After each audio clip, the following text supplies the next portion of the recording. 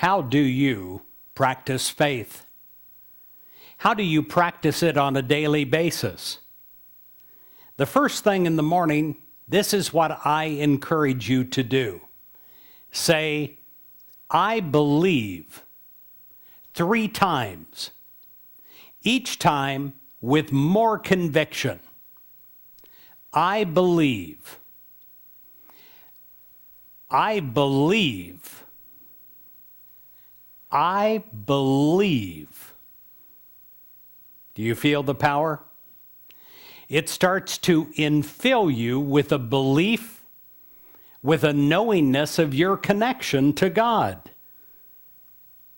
If I had a heavy rope here, that heavy rope, we could pull on it. Why, I could have a team of horses over here and a team of horses over here, and if the rope was big enough, they could not pull it apart. And yet that rope is made up of individual strands. And if you were to take it apart, it would be easy to break each strand. You could do it with your hands. Hornsman once said that habit is like a cable. We weave a thread of it each time and every time that we practice that bad habit or the good habit, and at last we can't break it. Well, that is the way worry is. We worry, and it's not that big a thing. Why, we could break it right away. But then we worry on top of that, and then we layer that with another, and then tens of others, hundreds of others, thousands of others, and pretty soon we have a cable that cannot be broken. The chains of habit are too small to be felt until they're too strong to be broken.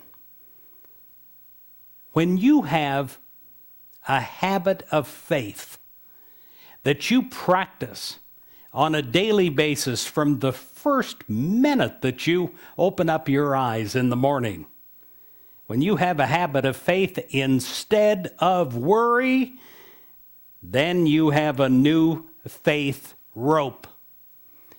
And what do you do with that faith rope? You anchor yourself to God. No matter what winds are blowing of adversity, no matter the circumstances you find yourself in, you are anchored to something bigger and greater and stronger than yourself. And when you have that kind of faith habit building inside of you, then you have something great. Pray using this formula. I place this day, my life, my loved ones, my work in God's hands.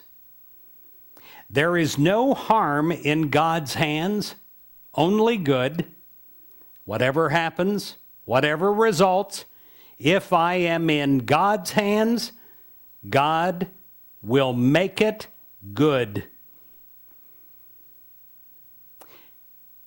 We get into trouble when we move out of the presence of God.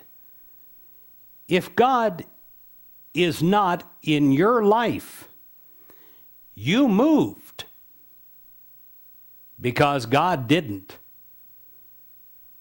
God is always waiting to be there, to be discovered and rediscovered. God is always there to be remembered again. And when we remember that again, I'll tell you that is the time, that is the moment that we start practicing heaven in our daily life.